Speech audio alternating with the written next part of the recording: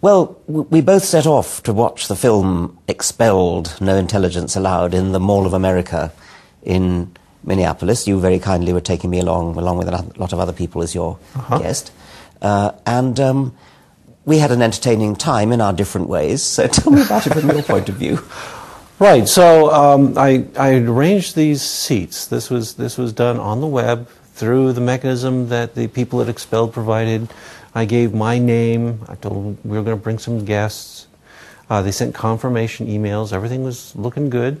So, okay, the story that you were a gatecrasher then is complete and utter nonsense. Oh, no, not at all. That's absolutely absurd. I mean, if I was a gatecrasher, then just about everybody there was a gatecrasher because they were all doing the same sort of thing. The same way, yes. Okay. So we get there and we're standing in line and we're just having a pleasant conversation. I walked up to the front desk to get the little forms we had to sign. We had to sign these standard forms that said that we wouldn't tape anything. There was a $250,000 fine, etc., if we were caught taping. So I got those forms, brought them back, and signed them. And as I was coming back, I was pulled aside by a security guard who said that the producer had said that I was supposed to leave the theater immediately. And I asked him why, and he said, we do not have to give an explanation for why. You just have to leave right now. So it was rather intimidating, but I said, sure, okay, I wasn't going to cause any trouble. And I went back and talked to my family for a little bit to explain the situation to them. And then a moment later, the same security guard and a theater manager came up and they said, you have to leave the theater right away. Get out. So I left.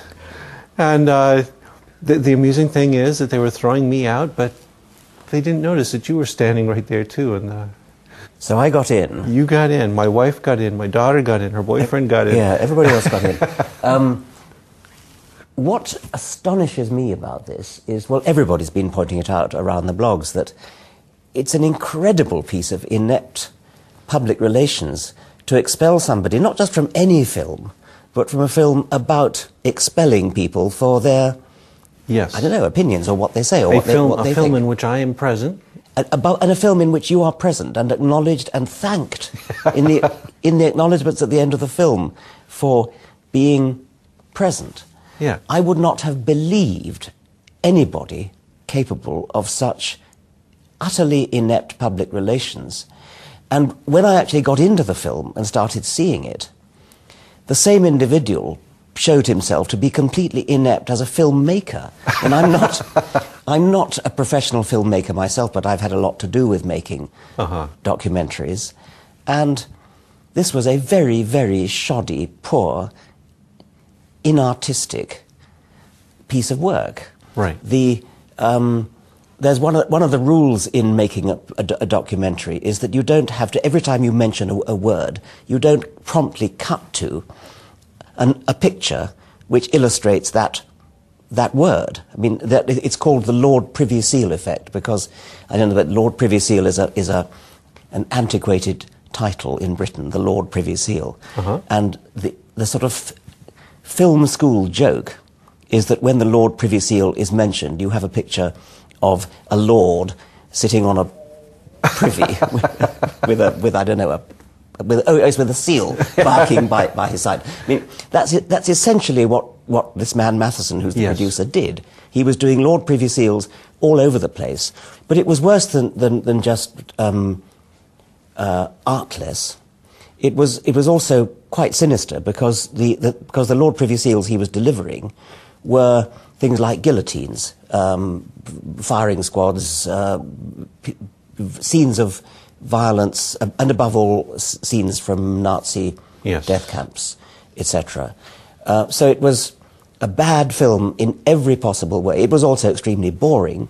And I got to tell you, though, that my wife saw it and she said, I was lovely in it. Well, you were actually.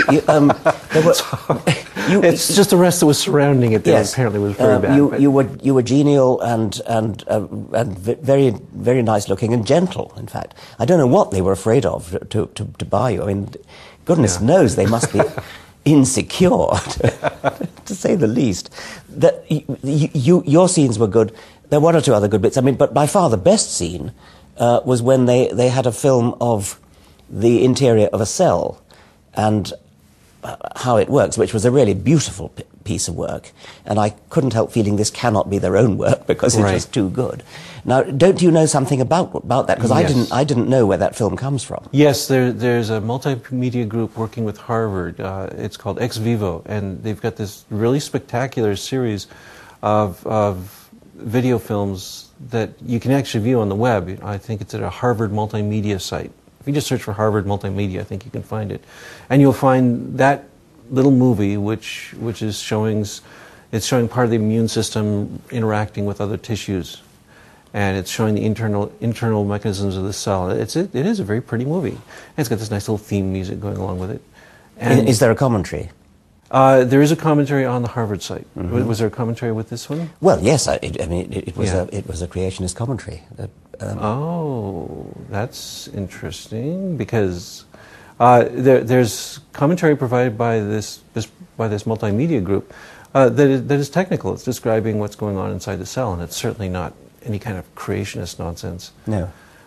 So they've taken the video and they've overdubbed. I mean, I creationist. find it hard to believe that the Harvard group would have given them permission to do that, and if so, I wonder whether, if they did give permission, they did it under a false understanding, because certainly I, and I think you, were deceived into taking part in this Yes. film. We were given a very different impression of what the film was going to be about, and so maybe the Harvard people were also lied to in the Yes. same way. Well, this has actually been going around for a little while. That William Dembski apparently was giving talks around the country where he was using this same video clip, and I don't know if it was the same creationist. Dembski, a notorious creationist. Yes, Yeah.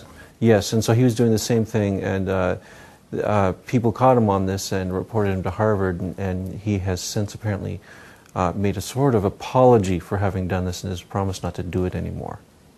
Okay. But here we see an interesting connection. That Yes. This film is using the same footage.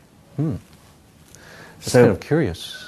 Well, somebody ought to tell the Harvard people that this is Yeah. going on.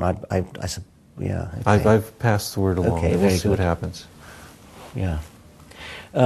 Anyway, after the film, which seemed to go on forever, I mean, it was- Matheson himself Mathis went up onto the stage and took questions. It was a very sycophantic crowd. Yes.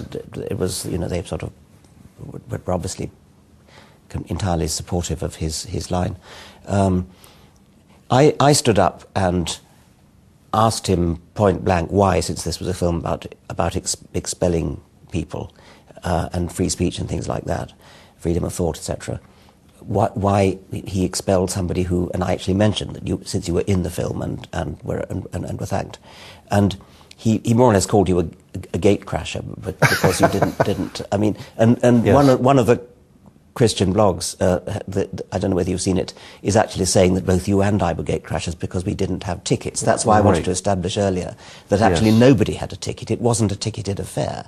Anybody could go on the web and reserve a place. Wasn't that what? That's correct. And reserve a place for themselves and guests. There was nothing secretive about it, nothing that was hidden away, nothing that you didn't need a password. Anybody could have done this.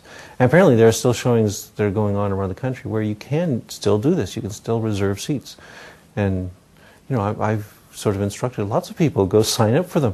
Yes. There's actually, on my blog, there's several commenters have mentioned that they've got a little movement going. They're going to sign up P.Z. Myers for every single show. Well, it's a spectacular own goal, a spectacular piece of foot shooting, Yes. shooting oneself in the foot, that simply compounds the poor artistic quality Right. of the film itself. These people are second rate in filmmaking as well as in public relations. Yes. And I think you're elevating them a little bit. Second rate seems a little high. Yeah. Third, fourth, yeah. Yes.